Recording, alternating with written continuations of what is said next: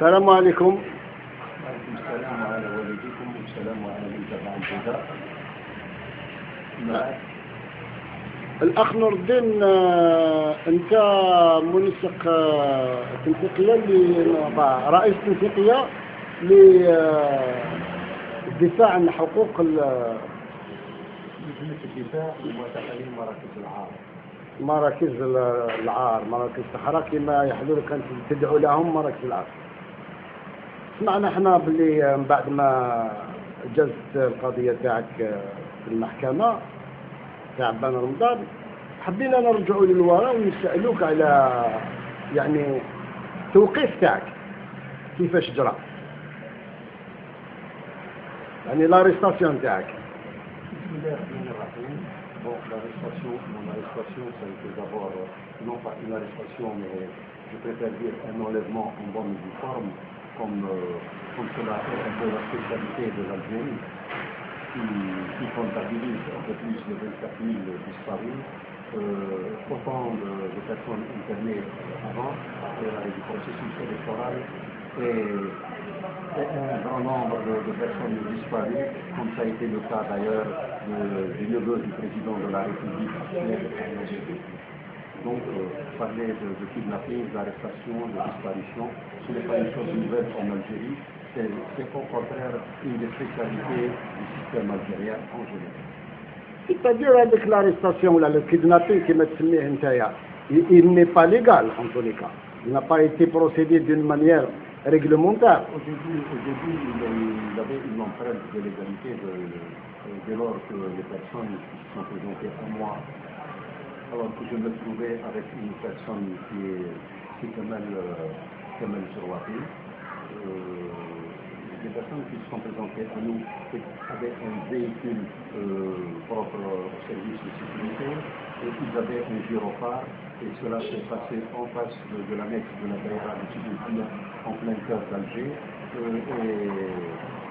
à côté de la maison de la presse notamment, à une centaine de mètres, peut-être un peu moins, d'un barrage de police, où ça ne pouvait peut-être être légal, vu tout le décor qu'il y avait tout autour.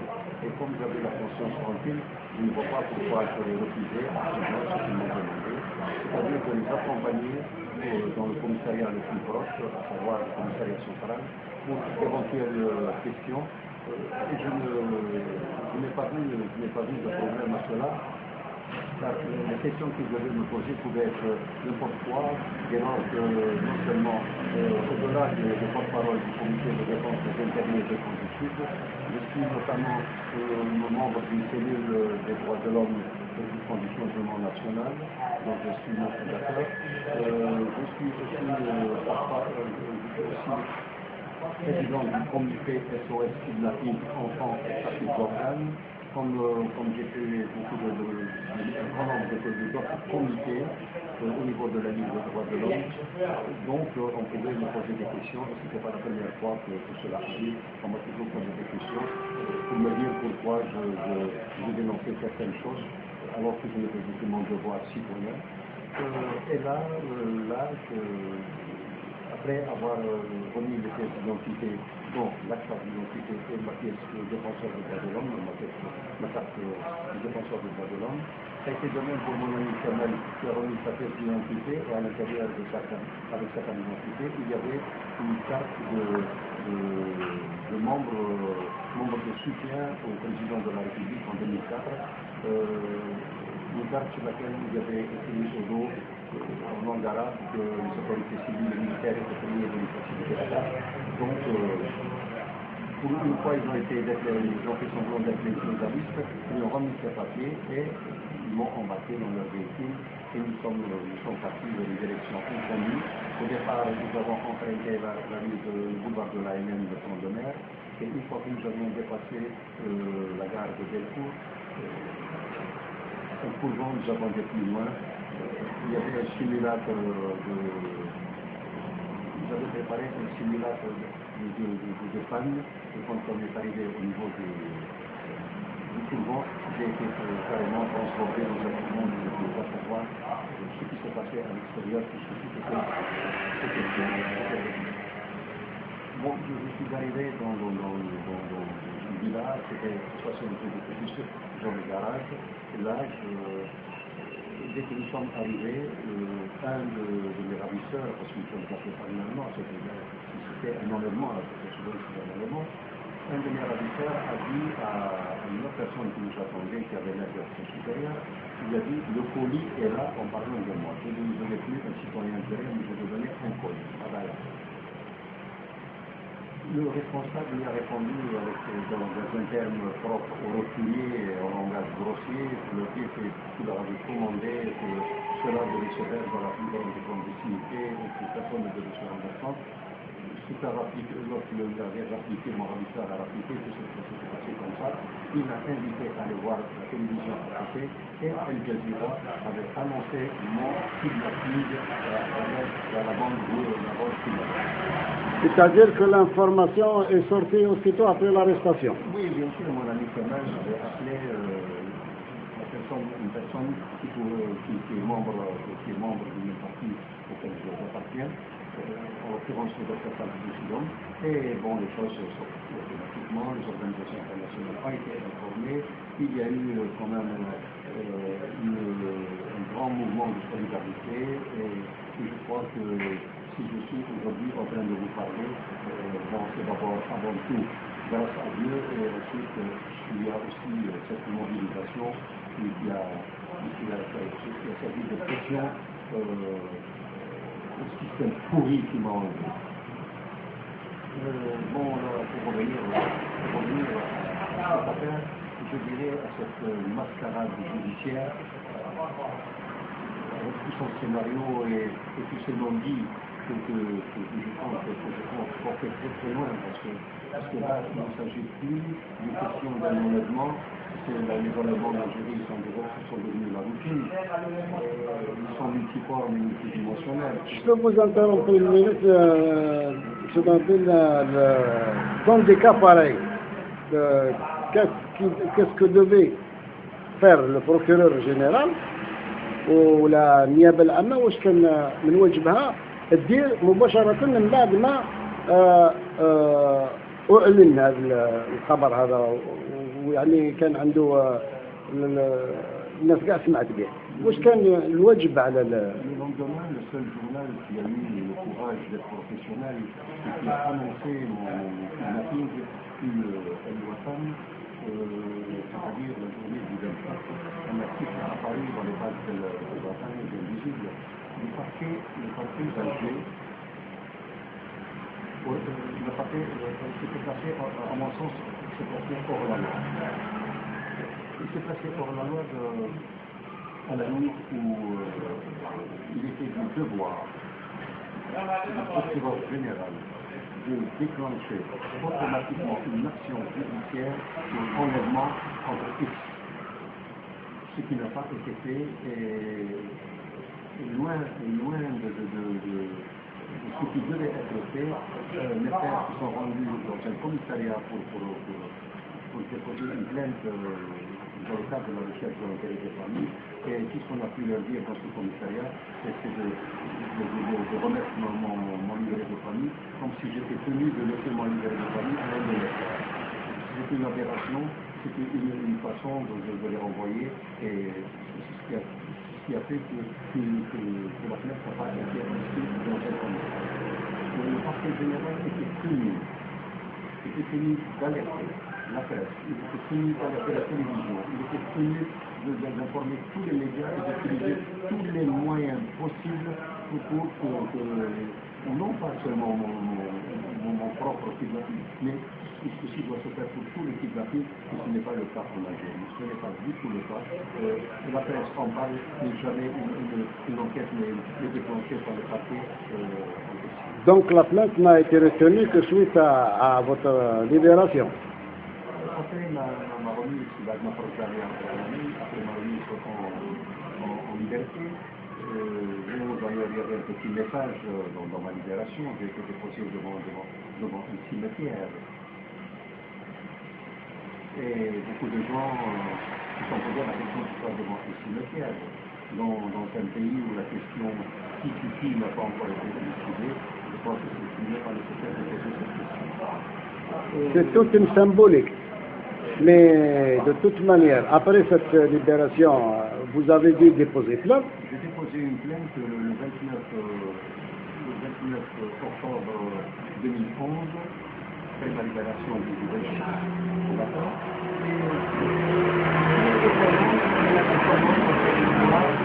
C'est que j'ai déposé une plainte à 10h30 auprès du parquet d'Alger et à 13h30 j'étais convoqué chez un juge, je pourrais dire que ces affaires éclairent du siècle en Algérie. Jamais une affaire n'a été prise en considération à une vitesse que je dirais vitesse Mach 14. J'ai été convoqué par un juge. D'ailleurs, il y a eu un petit problème. Les policiers qui sont venus m'informer ont menacé ma belle-sœur qui n'a pas voulu signer la réception de la convocation. La convocation, je dis l'autre n'est pas habilité, elle avait raison de ne pas la signer. Elle n'est pas habilité, je ne l'avais pas mandaté à cet effet. Elle a suivi une menace de la part d'un policier qui lui a dit alors ne vous venez pas si nous venons à 3h du matin et là c'est pas de votre faute. Il a dit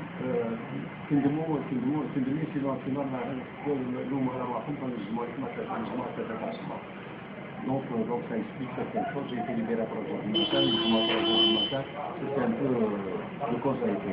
Ensuite, je me suis présenté au commissariat, j'ai dénoncé cet état d'esprit, cet abus encore, et le juge a utilisé une autre voie, et c'était des officiers qui m'ont ramené des convocations à chaque fois que le juge voulait me rencontrer. Ce qui m'a étonné encore, et ce qui est une valeur judiciaire là aussi, je me pose la question aujourd'hui, pourquoi le doyen des juges, monsieur le juge de la 12e chambre, le doyen des juges du tribunal de Sidi-Mohamed, s'est-il passé de secrétaire et s'est-il métamorphosé en greffier pour dresser les procès-verbaux de mes auditions du début à la fin? Il n'y avait pas de greffier de présent pendant l'instruction. C'était le juge lui-même qui tapait ses PV. Ensuite, pour les condamnations, enfin pour les restrictions. Je voudrais ajouter quelque chose qui est important. En l'absence de mon avocat. En l'absence de l'avocat. Et quand je demandais au juge pourquoi mon avocat n'était pas là, il m'a dit tout simplement qu'il n'a pas annoncé sa constitution, alors que ma plainte a été déposée avec la griffe et le cachet de mon avocat. Donc là, c'était un peu un bon mentir qui vient de loin. Et pour l'interdiction de quitter le territoire, etc., qui c'est qui avait pris ces décisions? Ceci est intervenu après que monsieur le juge d'instruction, après avoir clôturé son instruction, après avoir décidé d'accorder un non-lieu à X dans un pays où les gens meurent sous le nom de X, où les gens sont enterrés sous le nom de X, et enfin, monsieur le juge a pu savoir qui était X du texte qui lui a accordé un non-lieu. Nous aimerions bien connaître qui est ce X. Ceci dit, après cela, bien sûr, l'affaire est allée à la chambre de mise en accusation qui n'a fait que confirmer la décision du juge, c'est-à-dire un non-lieu pour X, à partir de cette aberration judiciaire. À partir de là, une brèche est ouverte au parquet d'Alger, lequel a déposé une plainte pour moi, m'accusant d'avoir imaginé un kidnapping. D'abord, je me pose la question, pourquoi étant allé si bas, on a été toujours pour autre chose. Mais comme il n'y avait rien où s'approcher, on s'est approché à cette petite brindille pour dire que j'aurais imaginé mon kidnapping. C'est bien. On en arrive au procès proprement dit. Je ne vois pas pourquoi j'aurais imaginé ce kidnapping. Donc quel but, pour quel objectif et pour obtenir quoi exactement? Si c'est pour la renommée, je n'ai pas besoin de tout ça. Mon nom de famille et mon prénom comportent chacun 10 lettres. Et quand j'étais jeune, on m'appelait Nounou, parce que j'étais le lettres de l'alphabet. Donc j'ai tenu toutes mes lettres. Tu sais, pour paraître grand, je n'ai pas besoin de tout ça, je fais 1m80 que je domine. Donc, et en parlant de mon enlèvement, je crois que je n'avais pas besoin d'imaginer cet enlèvement, puisque j'ai déjà fait l'objet d'un enlèvement le 10 février 1992 avec 24 000 donc citoyens algériens, après l'arrêt du processus électoral, et je me suis retrouvé dans les camps de la mort. J'ai fait l'objet d'une tentative de meurtre que j'ai limité au maximum et qui a vu l'impunité au bout. J'ai enregistré péniblement l'assassinat de mon épouse par des militaires en folie en 1994.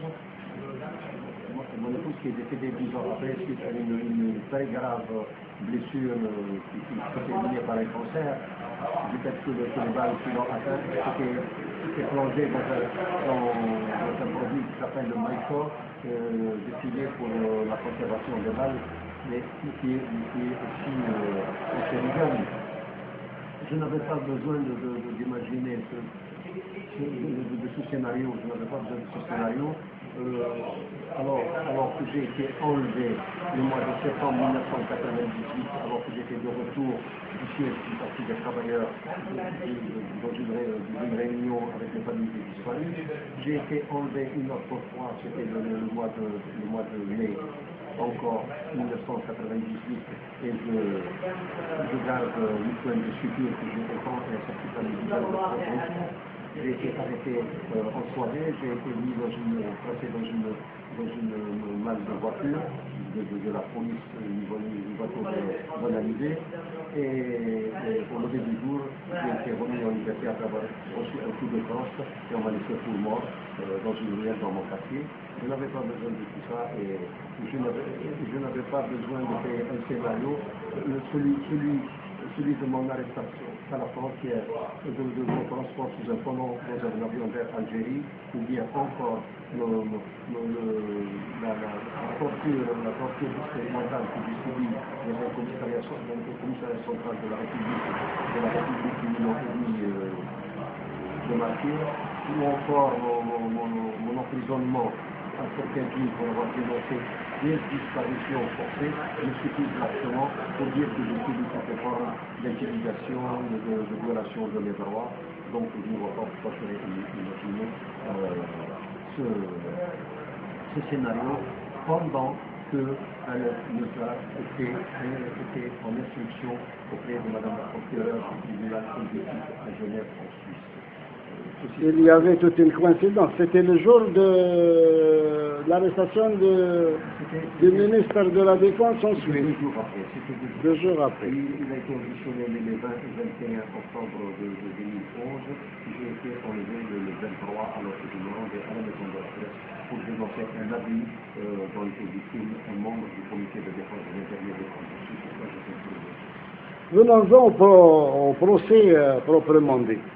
Le témoin, le verdict. Eh bien, le procès, moi je dirais plutôt que j'aimerais bien rappeler les choses parolement, je dirais la mascarade judiciaire. Parce que parler de procès, c'est un peu mentir à soi-même. Parler d'un procès, j'ai vu beaucoup plus un abattoir.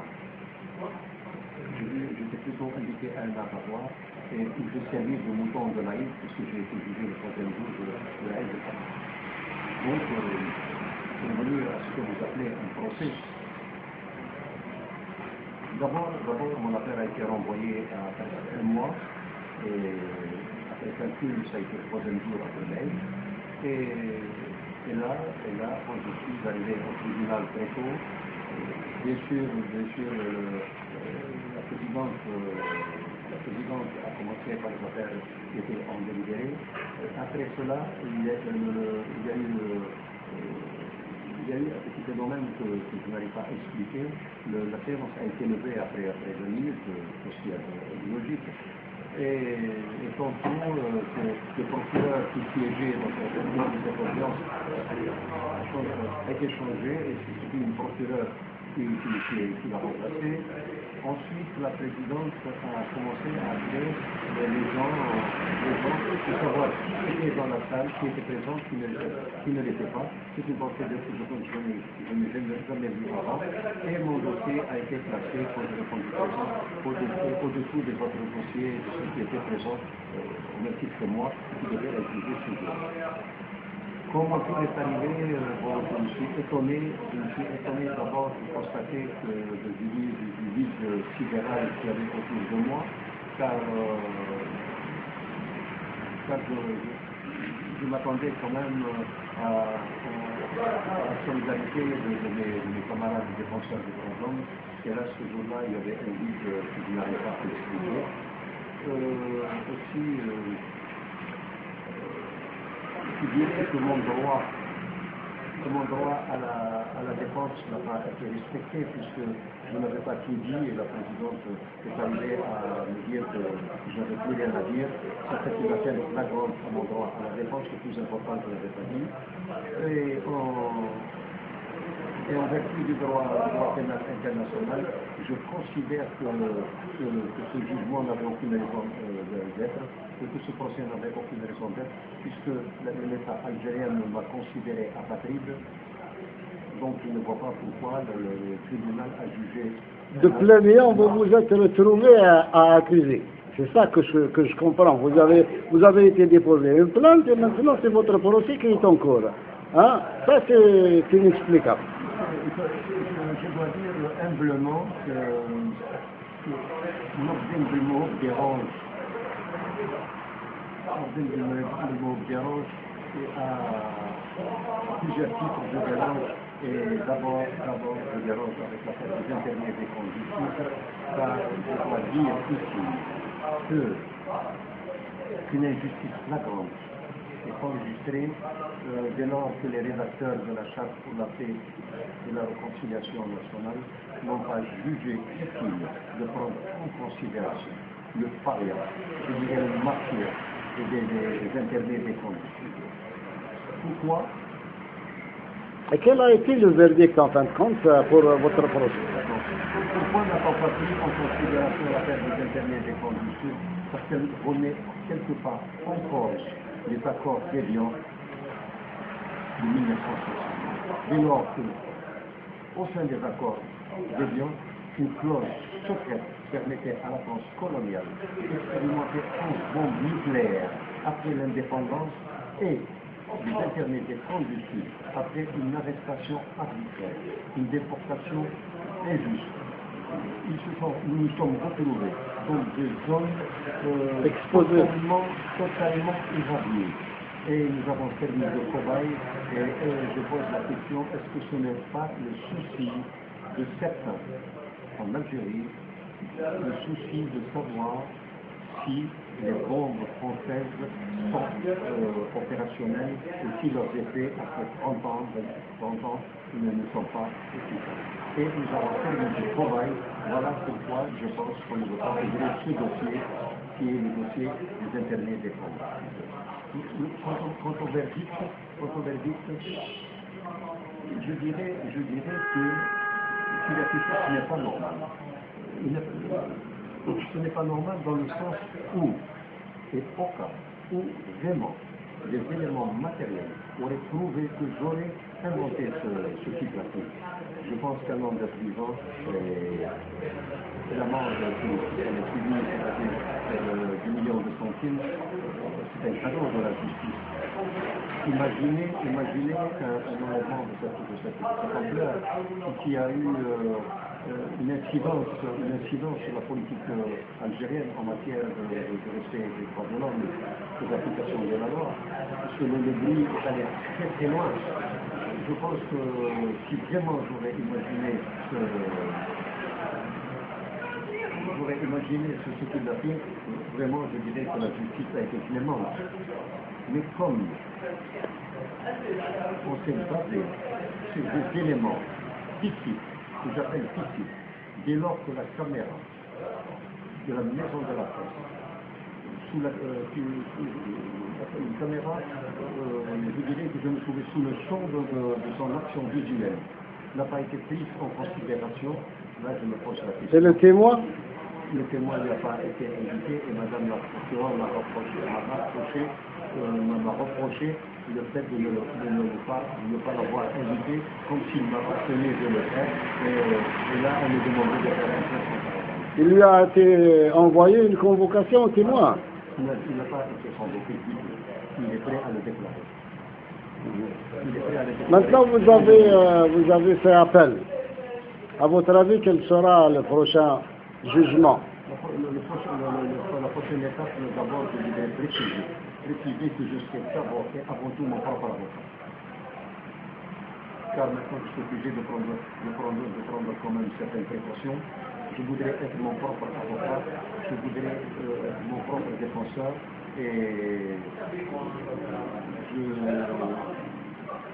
je m'adresserai au tribunal pour lui demander de fournir des éléments constitutifs qui ont permis au tribunal pénal civil de me condamner injustement à une peine qui est le fruit de ce que j'appellerais un travail de laboratoire. Une machination, vous voulez dire? Non, même pas une machination, c'est tellement burlesque que je ne peux pas faire une machination. Ça aurait été un peu plus simple que ça. On aurait pu